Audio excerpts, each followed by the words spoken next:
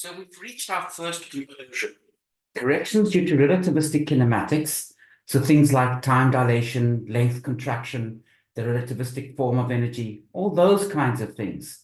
They produce corrections to the non-relativistic answers, and the size of those corrections relative to the non-relativistic answer is v squared divided by c squared. There's also corrections due to multiparticle effects. The corrections due to multiparticle effects are of size v squared over c squared too.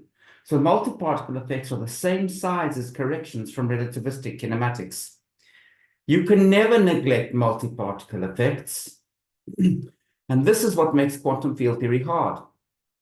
It's inherently a multiparticle theory. A big part of what we're going to do is to work out ways of dealing with multiparticles. Now, let me just make a few comments on the calculation that we just did.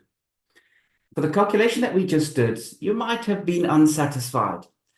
You may have worried that we didn't calculate things very carefully. We estimated how big something was. We said this was about mv squared, that was about mc squared. You might have wanted to do a more careful calculation. So let me just comment on that. If you want to produce a general argument, something very general that holds for any theory, for any force or interaction you might look at, then in fact, you are forced to be a little bit rough in your statements. And you can't make very detailed statements.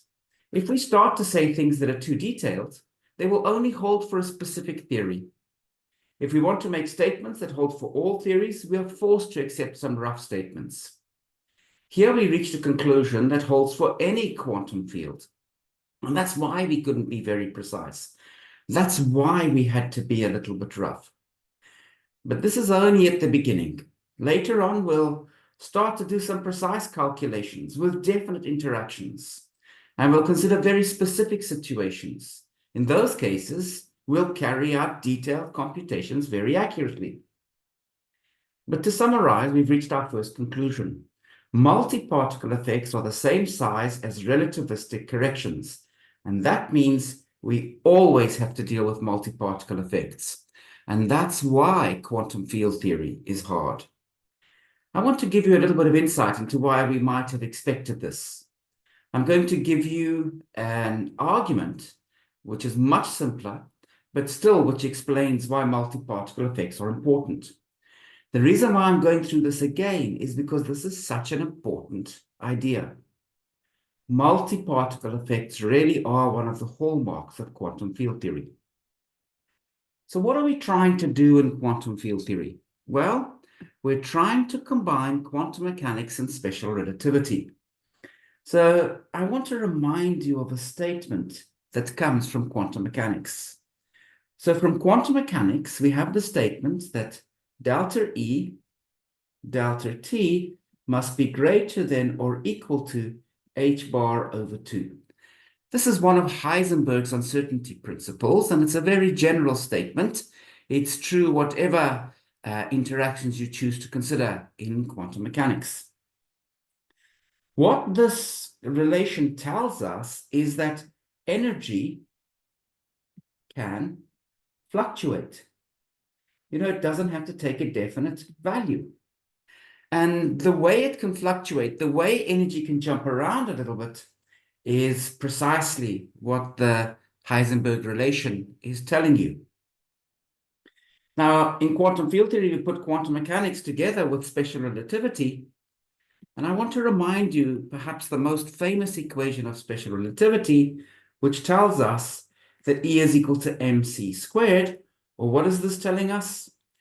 Energy and matter are equivalent. So by quantum mechanics, energy fluctuates. By special relativity, energy and matter are equivalent. So in quantum field theory, which is the theory that puts these two together, it must be that matter can fluctuate. And what we mean by this is that the number of particles in the problem is not fixed. You might start off with 2 particles, like our two very high energy protons that collide, and then land up at the end with very many more particles. That's completely allowed by quantum field theory. So we now have a good understanding of why quantum field theory is hard. It's hard because it's a multi-particle theory, and solving multi-particle theories is hard. But actually, we can do better than that. What we're going to try to do, despite what we've learned, we are going to try to build a single particle theory. And the reason why that's a good idea is that if we try to build a single particle theory, we will learn where this breaks down, where it goes wrong. And by learning how a single particle theory fails, it will give us important insights into quantum field theory going forward. So now we're going to build that single particle theory and see where it fails.